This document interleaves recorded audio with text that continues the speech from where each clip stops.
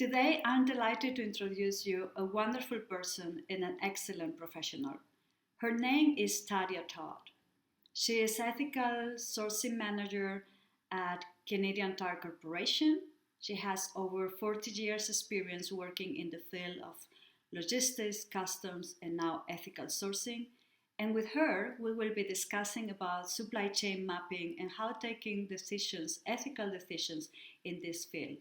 So I'm sure you will be delighted with this discussion. Stay with us and enjoy.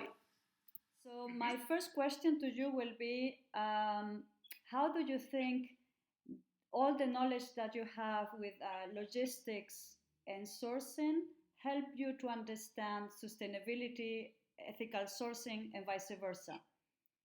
Well, without even knowing it, when I was in logistics years ago, I didn't realize what I was working on really segued nicely into ethical sourcing. So, logistics contributes to a greater understanding of the origin of product, which includes the raw materials.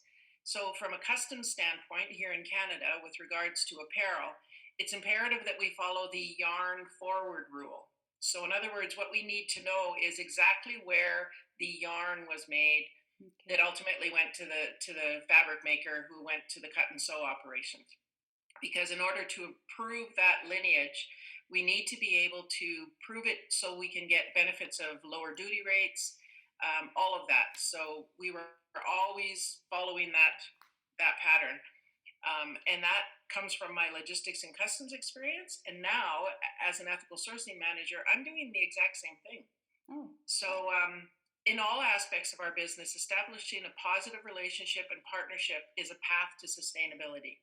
These relationships provide trust and transparency, allowing an alliance between the brands and the facilities that are producing their products. Because we need to know where it's coming from, and you have to be able to ask those questions, and you need to get honest answers. wonderful. I think you phrase it extremely well. So looking for this positive relationship is the key of both sides of the job. It is. Yeah. So therefore, that actually confirms my suspicion because I actually that was my second question to you. I always thought there is this artificial confrontation between the buyers being like the conservative guy that doesn't want to move forward and the sustainability professional that is trying to do the good or the right thing. And yeah, for what you are saying, I think that is this confrontation is artificial. But please, I would love to hear your ideas about it. Okay, I agree with you. In the past, that actually truly existed. The buyer wanted to sell good product, and he didn't care anything else about it. He wanted to be able to produce something that the consumer wanted, and everyone was happy. Whereas in the past, they didn't really have sourcing departments; they had a buyer who sourced. Okay. So today, we actually kind of use a fiber forward model, rather than the top down approach to sustainability. So much like our use with Cotton Connect and Bid Our Cotton Initiative, it helps bond the two involved in this confrontation by adjusting the source rather than adjusting the product itself. So what I mean by that is, if a top selling product becomes unsustainable, forcing us to change or discontinue that product, the solution may be as simple as changing our source of the raw material to maintain the integrity and sustainability of the item. So it's a Mm-hmm. win-win situation. The buyer keeps his top selling product in the collection, and it continues to meet our sustainability needs. All right. Overall, sustainability and compliance are extremely important in our decision making at all levels. There are a few layers before the buyer who ensure that the vendors and the factories comply with our code of conduct and our production requirements long before he ever.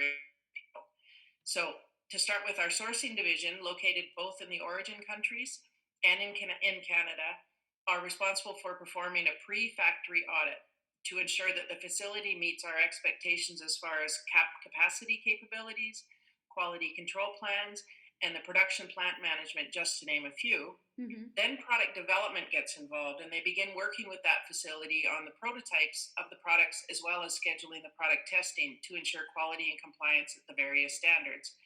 And then I step in.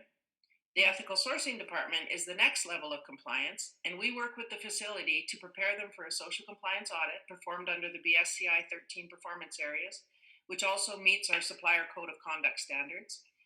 This audit is conducted by third-party auditors who are trained and approved by Amfori. So once sourcing, product development, and ethical sourcing are satisfied with the facility, the buying group then gets involved to begin the purchasing process. The buyer recognizes all the upfront work by these divisions and works very closely with each of them in their decision making. So as you can see, there isn't the confrontation anymore, it's more of a partnership. So it seems like supply chain mapping, it's like an impossible task, right? But how would you recommend a sustainability professional to begin to understand what is the process of the supply chain mapping, and also try to grasp when enough is enough, if you know what I'm trying to say. So well, supply chain mapping beyond tier one, because we're all at tier one quite easily, that poses difficulty in identifying the supplier of the parts, the materials, the components, and eventually the raw materials as you carry down the tiers. But as I mentioned earlier, the relationships and the alliances built by the brands and the factories and the vendors allow us more visibility beyond tier one to tier 2, 3, and 4. So as a manager of ethical sourcing, trust and visibility is what my department strives for. That's the only thing that makes us successful. And once the lower tiers are revealed, the work begins. We don't expect those lower tiers to be as advanced in worker protection, record keeping, working hours, and so on. Our role here is to educate, support, and prepare these facilities to improve their labor conditions. If we took an approach different than that, we risk burning the bridges and putting the already established. But when you ask, when is it time to stop? I'm not positive there's really a time to stop. If you go through the life cycle of any, I always speak in apparel, but in any product necessarily, you'll see a natural stop because you literally run out of where you're going. But it should never ever stop. It's an ongoing education. It's an ongoing improvement. Maybe the way you do it changes, but it never stops. Good. So we have work for many many times to come. We do. We see that mapping the supply chain is cumbersome. I mean, I know that you have it a lot under control. I remember when I met you, I don't know, the second time or the third time, you were so into it, really. It was, for me, it was fascinating to see how you were mapping. I remember that you told us that you were mapping in your office. You had like a map on the chain that you have followed. It's impressive. So I know that you have it all in your hand. And the question for me will be, how do you, or what is the approach you will recommend to the professionals that are hearing us in terms of at the very moment when you identified social or environmental issues in, let's say, in key suppliers that you really trusted for because they are vital for your supply chain, or with suppliers that you have trusted them for many years and you were comfortable working with them, and all of a sudden, either in their own facilities or in their supply chain, you identified issues. How would you recommend people to react on this and take ethical decisions? Okay, we have run across a number of surprises, if you will, but if you have a plan of action in place that you will follow, it doesn't have to be as daunting as it first appears. So identifying the objectives for both the business and the supplier is key. Our approach, for example, is always to support the efforts in improvement. And trust, again, I'll use this word many times, is if you have something identified at the factory, whether through an audit or through a helpline or something like that, it is not always known by the entire management team. So it could be just a single one-of situation. So you have to maintain the trust that it is not an intentional mistake. So what we do is once the issues are identified, we prioritize them. We decide, is it a common issue or is it a critical violation? And then we immediately assist remediation plan, and we give them reasonable deadlines because everything has to be completed at a certain time. And then we take a fact-based approach to the remediation we provide what the local laws are. We're not just telling them to do something for the sake of telling them to do it. We are following the laws. And that helps keep the parties aligned as they're working to meet the result. So, in most cases, the producer will also have questions and may not fully understand the auditor's comments or the ratings. So, we introduce them to some e learning modules that we track to ensure completion. We continue to monitor progress as they complete their corrections, and dependent upon what was being corrected, we will either schedule a follow up audit to confirm these corrections or we'll approve based on evidence and photos that they give to us. Oh wow! And well, that can last for quite long, I suppose. You have a It can. We try to keep it as tight as we can, but if it's a record keeping problem, for example, they're not paying overtime, or when the auditor goes in, they just don't even show any books of records. We know that that could take 90 days to have another 3 months worth of records for the auditor to look at. So some cases it is long if they have to literally build another building and a floor and a door and a whatever. We know things will take time, but we're always there to support them. again, getting back to this trust relationship that you are building continuously. Yes. Excellent.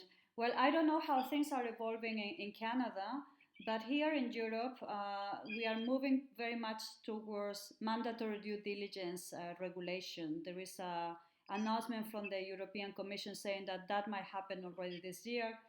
And although I very much for due diligence in general, I think there is a risk that making it mandatory will actually be counterproductive in the sense that will water down the ambition of the companies. So instead of going beyond what the law expects from you, you will just do what is mandatory and stop there. So Yeah. how do you see companies going beyond compliance and using the power they have to really be vectors of good? So not only managing risk, but actually promoting prosperity, promoting better working conditions. How do you see that? That was kind of a difficult one for me. We don't really have the management due diligence or mandatory due diligence regulation that's being talked about here necessarily. So I just kind of thought I'd take a stab at that in my thoughts. Is I think the statement itself is part of the answer. We can audit tier one factories every day of the week, but to those invested and involved in the industry, it can be perceived as sort of a band aid solution to a problem that may exist at a lower tier level. So, the use of supply chain mapping creates a system that can fuel itself by ensuring that at every level of the product's life cycle, there is accountability and traceability. How that is done remains to be seen. We're doing it today with audits, but as things evolve, perhaps there'll be a different way of doing things. But I don't want it to get to be a checklist. So once they can complete these 10 things, they're good, because we know that's not enough. No, yeah, absolutely. And precisely what you described before, all the remediation path, there is where you have the impact, right? Not only Exactly. in the checklist. Absolutely. Yeah, no, Yeah. very good. Wow, times go so quickly that we only have. You know that I could stay like hours talking with you, but we need to really be mindful that you have a lot of work. So, but yeah, I would just like to ask you, like, well, we are doing this almost for all the people that we are interviewing from this program, but.